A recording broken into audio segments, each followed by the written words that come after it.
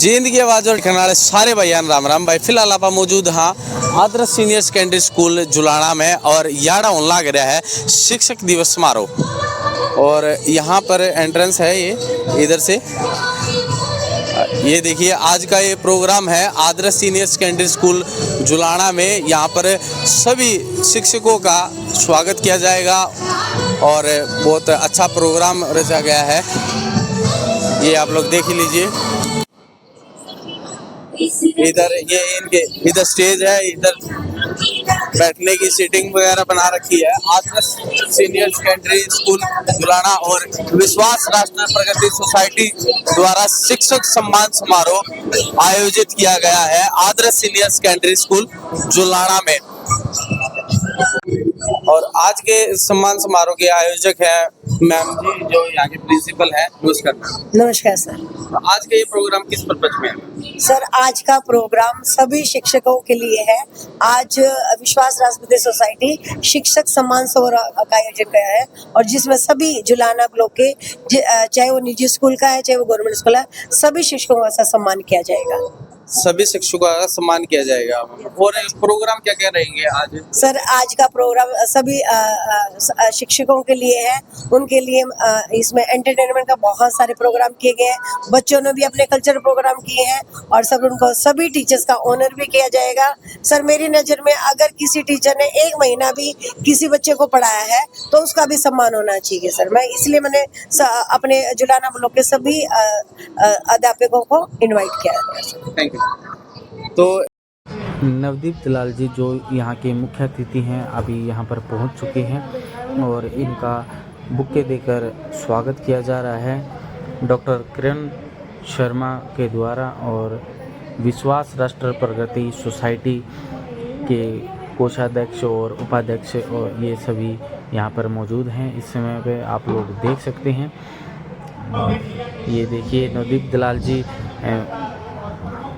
अभी आ पहुँचे हैं और इनका तिलक लगाकर स्वागत किया जा रहा है। आदर्श सीनियर सेकेंडरी स्कूल में जो ये प्रोग्राम रखा गया है शिक्षक दिवस समारोह के ऊपर सभी शिक्षकों का स्वागत अभिनंदन किया जा रहा है। यहाँ पर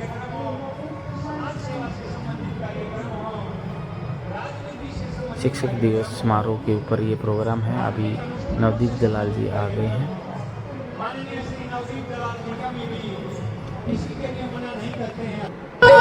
माननीय नवदीप दलाल जी महासचिव हरियाणा यूथ कांग्रेस हल्का जुलाना हमारे बीच आज के इस शिक्षक सम्मान समारोह के मुख्य अतिथि के तौर पर आपके बीच में तशरीफ लाए हैं। माननीय नवदीप दलाल जी का विश्वास राष्ट्र प्रगति ज्ञान शक्ति समारूढ़ तत्वमाला विभूषित भुक्ति मुक्ति प्रदाता तस्मै श्री गुरुवे नमः।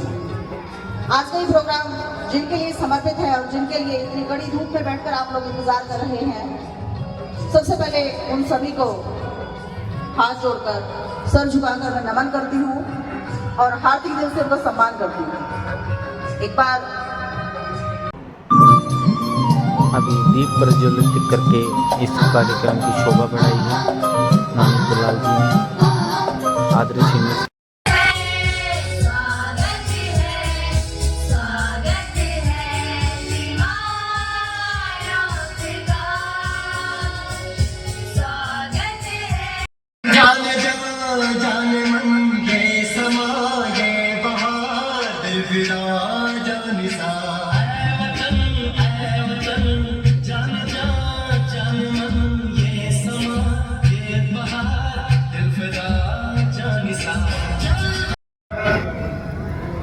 मेरी मातृशक्ति, मेरी बहनें, छोटे छोटे बच्चे,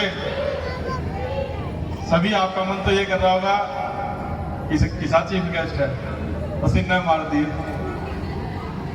क्योंकि वो जगह जहां पे आप बैठे हो वहां से ही मैं आया हूं। और बहुत बहुत धन्यवाद करूंगा मैं हमारी किरण मैम का कि जिन्होंने यहाँ पे मुझे बुलाया और इस काबिल समझा कि मैं इस मंच पे आगे बोल सकूं। बहुत साल बाद 20 साल पीछे मैडम ने मेरे को भेज दिया बहुत यादें ताज़ा की हैं। और अत्री मैम जैसे ही कह रहे थे कि हमारे मुख्य अतिथि ने बदला उतारा है, तो शिक्षक का कोई बदला नहीं उतार सकता। आज मैं यहाँ पे खड़ा हूँ तो आप लोगों के कारण हूँ, तो शिक्षक के कारण हूँ जिसने मुझे डंडों से पीट पीट के इस काबिल बनाया कि मैं इस मंच से बोल सकूं। मैडम कह रहे थे कि पहले मुर्गा बनाया जाता था तो पनिशमेंट नहीं थी। उस टाइम हमें लगता था कि अरे मास्टर चला जाओ ना तो इसकी रांद कटनी जरूरी है। लेकिन जब इस जिंदगी के संघर्ष में हम आए तो हमें पता चला वो डंडा, वो सीख, वो 10 मिनट मुर्गा बनना, वो क्लास के बाहर हाथ खड़े करके बाहर खड़े रहना, वो जैसे सोने को तपाया जाता था वैसे ही हमें हमारा कोर्स किया जाता था तपाने का, तो वो बहुत जरूरी था। मुझे लगता है मैं थोड़ी सच्चाई कह रहा हूं, इसलिए मौसम भी थोड़ा ठंडा हो गया। और इस कार्यक्रम में आने का मुझे एक उद्देश्य नजर आया कि ये कार्यक्रम 3 चीजों के लिए है: शिक्षक, शिक्षा, शिक्षार्थी। सबसे पहले तो मैं सभी गुरुजनों का हाथ जोड़ के जो अपना त्याग दे रहे हैं, अपना परिवार, अपने संघर्ष, अपने सिद्धांतों के साथ, उसके बाद आता हूं शिक्षा में। मैं दिल्ली मैं एक बात और बताता हूं आपको कि मैं खुद एक टीचर का बच्चा हूं। मेरे पिता जेवीटी अध्यापक थे और मुझे खुशी होती है कि जब कुछ लोग तो नवदीप के नाम से कम और कहते हैं मास्टर का छोरा है, और मुझे खुशी होती है जब मुझे कहा जाता है कि एक मास्टर का, शिक्षक का लड़का है ये। जब मैं छोटा था तो शायद मैं 3री क्लास में था, 3री 4थी क्लास में था, तो एलपेनली में एक टॉफी आती थी, अब भी आती है, तो वो 50 पैसे की टॉफी आती थी। मैं मेरे पिता को कहता था स्कूल में जाने से पहले कि पापा ये एलपेनली पे दिला दो, तो वो कहते थे बेटा तेरे को दिला दूंगा तो मैं उस बच्चे को कैसे रोक पाऊंगा स्कूल में टॉफी खाने से। तो वो सिद्धांत थे उनके, वो त्याग था। वो उस टाइम समझ नहीं आती थी, उस टाइम में सोचता था पापा कंजूस बहुत है जो टॉफी नहीं दिला सकते 50 पैसे की। लेकिन वो आज मैं खुद एक बच्चे का बाप हूं, तो वो मुझसे कुछ मांगता है तो मुझे जब मना इंकार करता हूं तो मुझे खुद महसूस होता है, खुद दिल ही दिल अंदर ही अंदर रोता हूं कि मैं इसे क्यों नहीं दिला पा रहा। लेकिन जो सिद्धांत मेरे पिता से मुझे मिले वही आज भी मैं निभा रहा हूं। अब बात करते हैं शिक्षा की। मैं दिल्ली विश्वविद्यालय जाता रहता हूं क्योंकि मेरे छात्र जीवन का संघर्ष जो जारी हुआ वो शिक्षा से ही हुआ, छात्र जीवन से ही शुरू हुआ। तो दिल्ली विश्वविद्यालय में मैं जब गया तो मेरे एक छात्र, चेतन नाम के छात्र से मुलाकात हुई और उससे बात कर रहा था, तो मुझे पता चला चेतन के 12वीं कक्षा में 97% नंबर आए। 97% नंबर आने के बाद वो अपनी शिक्षा आर्थिक कारणों से जारी ना रख सका और 97% 12वीं में लाने के बाद उसको मजदूरी करनी पड़ी 1 साल तक। उसके बाद उसने मुझे बताया कि भैया मुझे एक एनजीओ, सवेरो नाम से एक एनजीओ है, उसने मुझे दिल्ली विश्वविद्यालय में पढ़ने का मौका दिया, मेरा सारा खर्चा उठाया। जब ये बात मुझे पता चली तो मैंने उस सवेरो के बारे में पढ़ना शुरू किया। मेरी रुचि बढ़ी कि ऐसा कौन है जो एक गरीब घर के बच्चे को दिल्ली विश्वविद्यालय में, देश की सबसे बड़ी विश्वविद्यालय में पढ़ाने का मौका दे रहा है। तो पता चला कि doctor Ravi Kumar IPS Telangana cadre के हैं, वो सवेरो संस्था के संस्थापक हैं। और उनके बारे में जब मैंने पढ़ना शुरू किया तो मुझे पता चला कि उनकी माँ एक मजदूर का काम करती थी। उनके माता को 2 शिक्षकों ने पढ़ाई करवाई और एक शिक्षिका बनाया। अध्यापिका के तौर पर उन्होंने अपने बच्चे को भी वही संस्कार दिए कि बेटा गरीब का बच्चा जरूर पढ़े। और कहीं ना कहीं उस सवेरे की एक झलक मुझे विश्वास राष्ट्रपति सोसाइटी में नजर आ रही है, मैडम किरण में नजर आ रही है, जो 28 बच्चों को निःशुल्क पढ़ाने का काम कर रही हैं। उसके बाद हम आते हैं शिक्षार्थी। जब मैंने जनसंपर्क कार्यक्रम शुरू किया तो लोगों ने मुझे कहा कि भाई साहब ये जनसंपर्क है या जनसंवाद? तो मैंने कहा जनसंवाद। तो उन्होंने कहा जनसंपर्क रखिए इसका नाम। मैंने कहा भाई जनसंपर्क और जनसंवाद में एक दिक्कत है। जनसंपर्क में मैं घर घर जाऊंगा या नहीं जाऊंगा, चौपालों में बैठ के आ जाऊंगा, मेरी माताओं बहनों से कुछ से मिल पाऊंगा, कुछ से नहीं मिल पाऊंगा। और जनसंवाद में मैं हर घर में जाना चाहता हूं, हर घर पे अपनी दस्तक देना चाहता हूं, हर माता के पैर छूना चाहता हूं, हर नौजवान भाई के छाती लगा के मिलना चाहता हूं, हर मेरी मातृ शक्ति का, बहन का आशीर्वाद लेना चाहता हूं, हर मेरे पिता तुल्य बुजुर्ग का आशीर्वाद लेना चाहता हूं, उनकी भावनाएं पूछना चाहता हूं, उनसे बातें पूछना चाहता हूं, उनके दुख दर्द को समझना चाहता हूं। क्योंकि एक दुख मेरे साथ भी हुआ। भगवान ने मुझे भी मेरे घर में पानी पिलाइए उस्ताद रे। 2 कैंसर से पिछले 3 साल में मौतें देखी मैंने। मेरी माँ 2020 में एक्सपायर हुई। उसके बाद भी भगवान शायद मेरे से और नाराज चल रहे थे। 3 साल बाद मेरे बड़े भाई की मृत्यु हो गई। 3 साल में 2 अर्थी अपने कांधे पे उठा के शमशान भूमि तक जब लेके गया मैं, तो सोचा कि भाई तेरे घर में 2 चले गए, इस कैंसर ने कितने लोगों की जान खा ली। उसी को लेके मैं मेरे छात्र संगठन में बहुत खुश था। यूथ में प्रदेशों का प्रभारी बनाया था, काफी प्रदेशों में इलेक्शन करवा के आया। उसके बाद जब मेरे साथ ये अनहोनी हुई तो मैंने पता किया कि दिक्कत क्या है। दिक्कत थी हमारे पानी की। उस पानी की फाइल को लेके कि हमारे गांव का पानी का TDS इतना है, मैंने अधिकारियों के चक्कर काटे। जब मैंने चक्कर काटे तो मुझे पता चला कि मैं भीख मांग रहा था मुझसे। और साथियों, मेरे पिता ने मुझे बताया था, मेरे गुरु ने बताया था मुझे कि भीख मांगना पाप है। तो मैंने भीख नहीं मांगी। उसके बाद वो शक्ति बनने का इरादा किया कि हम छीन के अधिकार लेंगे। हमारा पानी हमारा अधिकार है। अगर हम 2700 TDS का 3000 TDS का हम पानी पिएंगे तो कुर्सी पे बैठा DC भी 3000 TDS का पानी पिएगा। अगर वो बिस्लरी पी रहा है, वो कैनन वाटर पी रहा है, तो हम भी कैनन वाटर पिएंगे। ये हमारा अधिकार है, क्योंकि वो कुर्सी हमसे है, हम उस कुर्सी से नहीं है।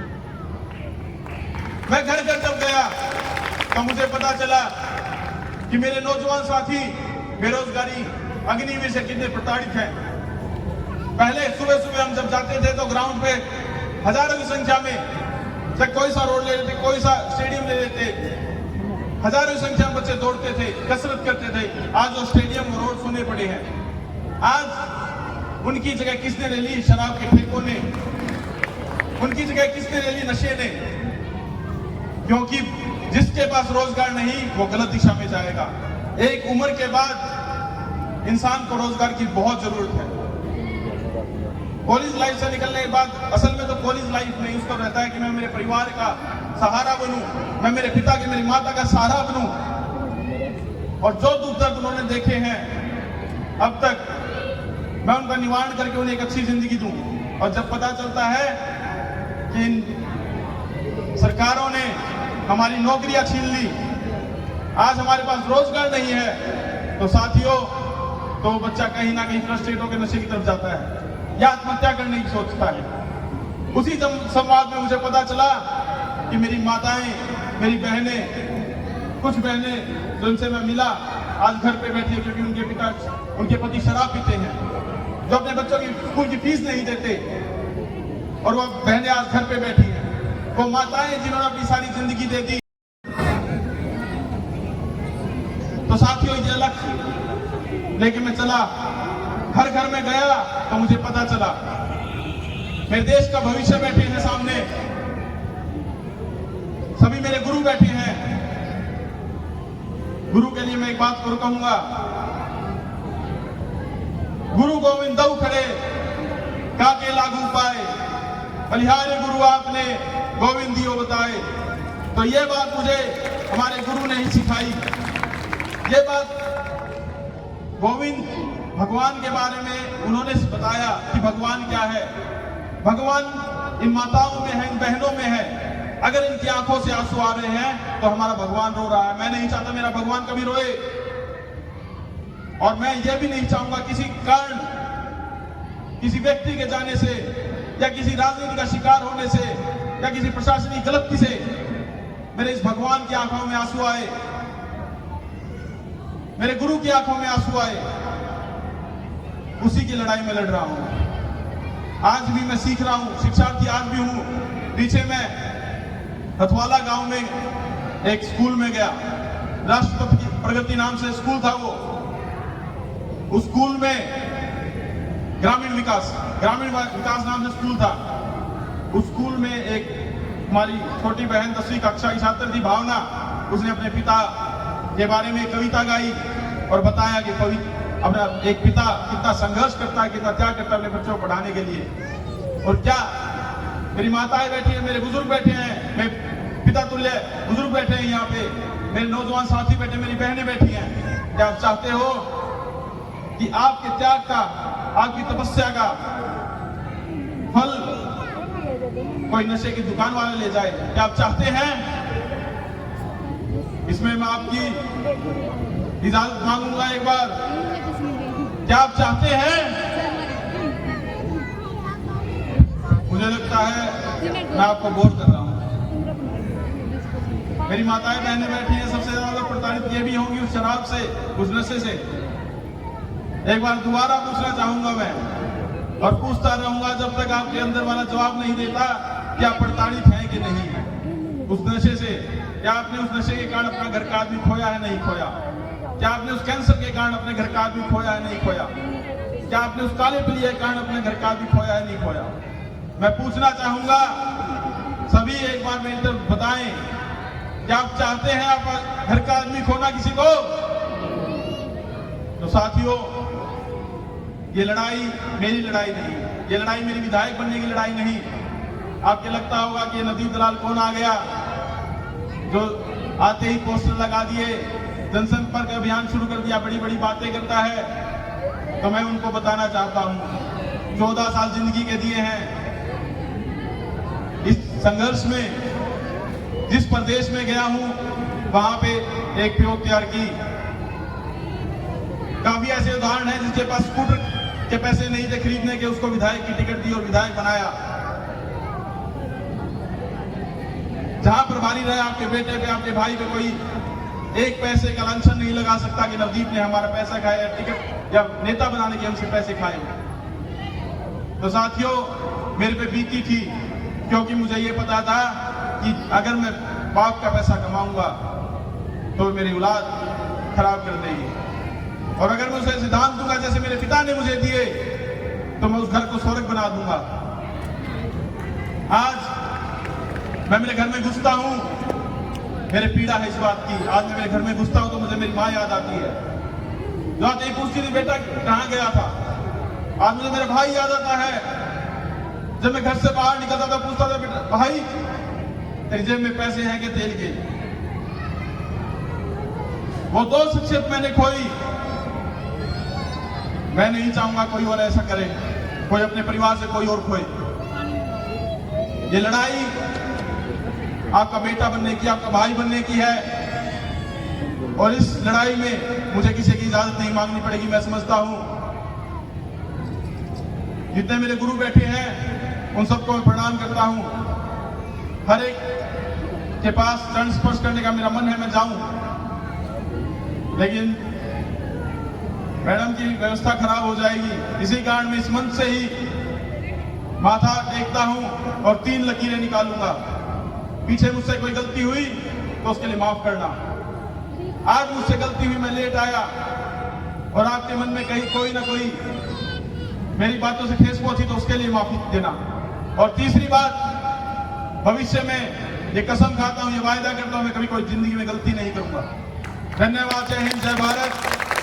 और एक बार फिर से मैडम अत्री को भी मैं बधाई देता हूँ कि जिस तरह वो नारी शिक्षा के लिए काम कर रही हैं, और कहीं भी मैडम आपको हमारी जरूरत पड़ी तो हम आपके साथ हैं। अत्री मैम, आपको भी मैं ये विश्वास दिलाता हूँ, राज आए ना आए, मैं कुछ बनूं ना बनूं, लेकिन आपका भाई बेटा हमेशा बना रहूंगा। इसको बनने से मुझे कोई नहीं रोक सकता। और अंत में एक बात और कहूंगा, समय मिला तो जिन अधिकारियों ने मुझे चक्कर कटवाए थे उनको मैं हर मन से एक बात कहता हूं कि अगर समय मिला तो जुलाना हल्के में नहीं, जींद जिले में नहीं, पूरे हरियाणा में आप किसी अधिकारी के पास जाके कहो कि मैं जुलाना हल्के से हूं, अगर वो अधिकारी खड़ा होकर बात ना करे तो मुझे कह देना नवदीप दलाल झूठा था। धन्यवाद। जय हिंद, जय भारत। तालियां कम है और कम है। हाथ ऊपर उठा के बात बताइए। अतिथि देवो भव, अतिथि देवता के समान होता है। और भावुक कर दिए नवदीप दलाल जी ने। मैं अपने शिक्षा के इतिहास में बताती हूँ कि आज के समय राजनीति में खासकर मैंने ऐसा युवा पहली बार देखा है जो वास्तव में दिल से बोला है। और ऐसे वीडियो को देखने के लिए हमारे YouTube चैनल को लाइक, शेयर, सब्सक्राइब जरूर करें ताकि आप लोगों को आने वाली हर नोटिफिकेशन मिलते रहे। सारे भाइयों राम राम।